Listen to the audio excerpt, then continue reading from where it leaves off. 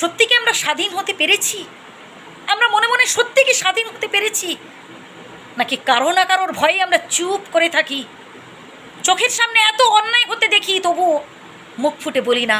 যদি আমার চাকরি চলে যায়, যদি পদোন্নতি না হয়, যদি আমার কাজ চলে যায়, মুখ বন্ধ করে থাকি। অন্যায় যে করে আর অন্যায় যে সহে, তব ঘৃণা তারে যেন তৃণ সমদহে। যে অন্যায় করে আর যে অন্যায় সহ্য করে, দুজনেই কিন্তু সমান দোষী, দুজনেই কিন্তু সমান দোষী। কথাটা মনে রাখবেন। কখনো কোনো অন্যায়কে সাপোর্ট করা উচিত নয়, কি ছোট কি বড়।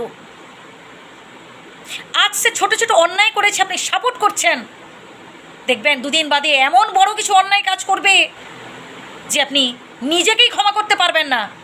তখন আফসোস করবেন যে কেন সেদিন বললাম না। তাই যখন যেখানে অন্যায় হতে দেখবেন, প্রোটেস্ট করুন। অন্তত বুক ফুটে বলুন যে না, এই কাজটা করা তোমার ঠিক নয়। কখনো কোনো অবস্থাতেই অন্যায়ের কাছে মাথা নোয়াবেন না। আর কত সহ্য করবেন? আর চোখের সামনে কত অন্যায় হতে দেখবেন? আজ অন্যের সাথে অন্যায় হয়েছে, দুদিন বাদে আপনার সাথে অন্যায় হবে, তখন কি করবেন? অন্যায়ের প্রতিবাদ করুন। যে যা কিছু অসত্য, যা কিছু নকল, যা কিছু অপরাধমূলক, প্রতিবাদ করুন। কখনো এদের কাছে মাথা নোয়াবেন না। অন্যায়ের কাছে কখনো নিজেকে বিলিয়ে দেবেন না। আপনার গুরুত্ব বুঝুন। অন্যায় কখনো সাপোর্ট করবেন না, কখনো সাপোর্ট করবেন না।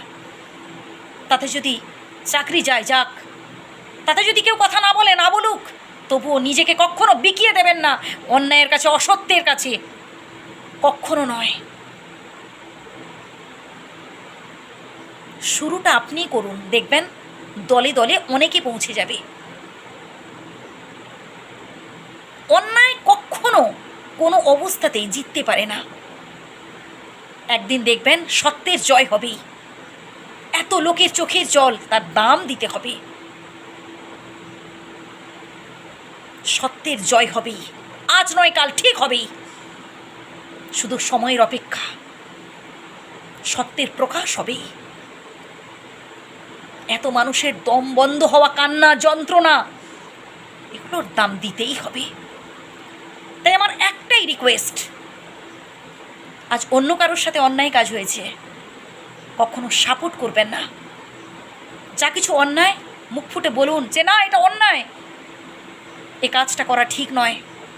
ভালো থাকবেন সবাই, আমার প্রণাম নেবেন।